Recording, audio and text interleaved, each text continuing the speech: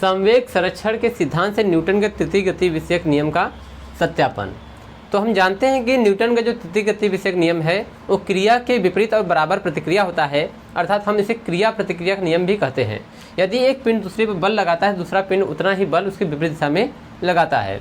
तो हम मानते हैं कि एक पिंड है जिसका द्रव्यमान ma है और दूसरा पिंड है जिसका द्रव्यमान mb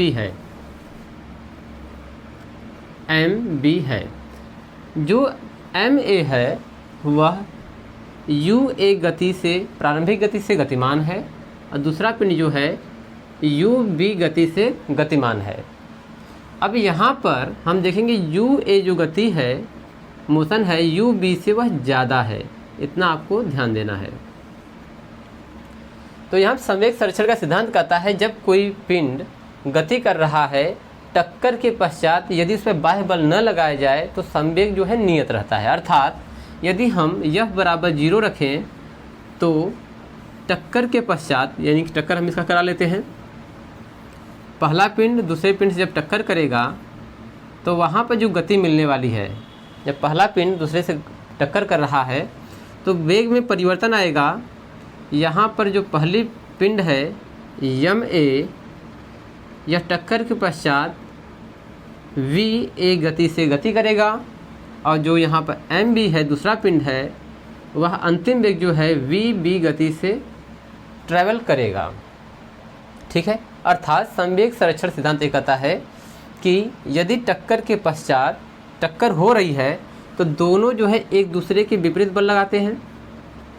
यानी A टक्कर करता है B से तो जितना बल या फोर्स A B पर लगाएगा, B भी उतना ही फोर्स A पर लगाएगा संवेग संरक्षण के सिद्धांत से। अर्थात यहाँ पर डेल्टा P संवेग परिवर्तन PA equal to minus delta PB, यानी कि दूसरा वाला जो दूसरे पिंड से जो भी संवेग परिवर्तन होगा उसके माइनस के बराबर होता है।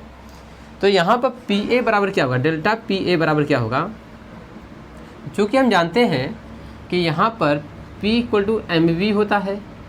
जब संवेग संरक्षण का सिद्धांत लगता है तो delta P equal to PV minus PU हो जाता है, delta P equal to mv minus mu हो जाता है। ठीक, तो हम यही संवेग परिवर्तन का सिद्धांत लगाएंगे। जब संवेग परिवर्तन होता है तो हम फोर्स की फॉर्म में P इक्वल टू लिख सकते हैं। पहले PA इक्वल टू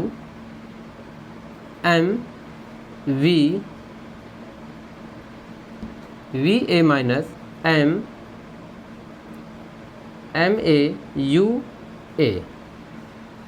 यहाँ पर अगर बल के फॉर्म में हम लगा रहे हैं तो यहाँ पर हम ले लेते हैं डेल्टा T, क्योंकि जो बल है यहाँ पर बल के फॉर्म हो जाएगा। चलिए, तो यहाँ पर डेल्टा P कितना हो जाएगा, PB कितना हो जाएगा, MB UB VB minus MB UB। जब हम बल के फॉर्म में आते हैं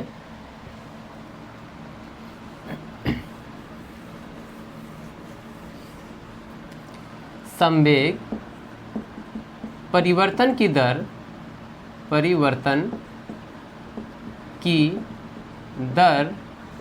फोर्स यानी बल के बराबर होती है। तो यहाँ पर फोर्स लगाएंगे हम, तो यहाँ पर यानी संवेग परिवर्तन की दर बल के बराबर होती है। तो यहाँ फार्मूला होता है F equal to m v minus u upon delta T।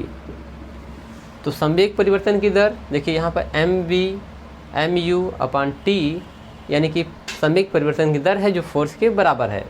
तो यहाँ पर इस फार्मूले पर रखेंगे हम, ठीक है, तो इसको रख देते हैं। हाँ, परंतु यहाँ पर एक नियम है कि जो संवेग है वह एक दूसरे के क्या है, विपरीत है। तो यहाँ पर इस संवेग का नियम इसी पर आरोपित करते हैं।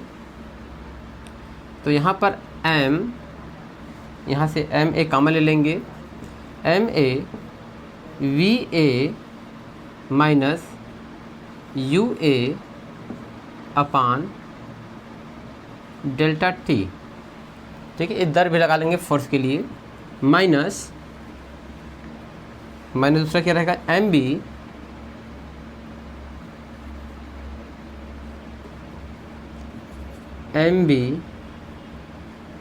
We b minus u b upon delta t. तो यहाँ पर फार्मूला क्या बनने वाला है देख लेते हैं। तो यहाँ पर जानते हैं कि यम ए और यहाँ पर संवेग परिवर्तन की दर, ठीक है, टोटल संवेग परिवर्तन दर किसके बराबर होता है, एफ के बराबर होता है, यहाँ पर हमने लिखा हुआ है। तो यहाँ पर लिखेंगे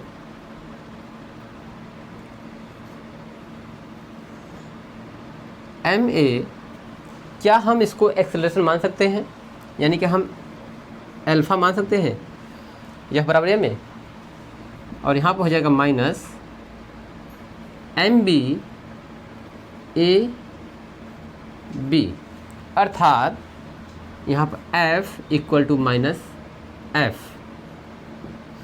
यानी कि हम यहाँ डेल्टा ले लेते हैं।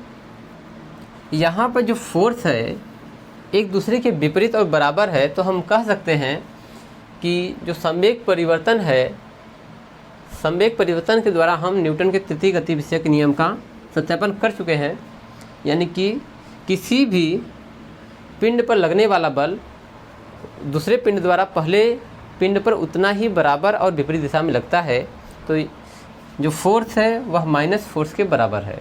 तो यहाँ पर न्यूटन का तृतीय नियम का सत्यापन, ठीक है, धन्यवाद।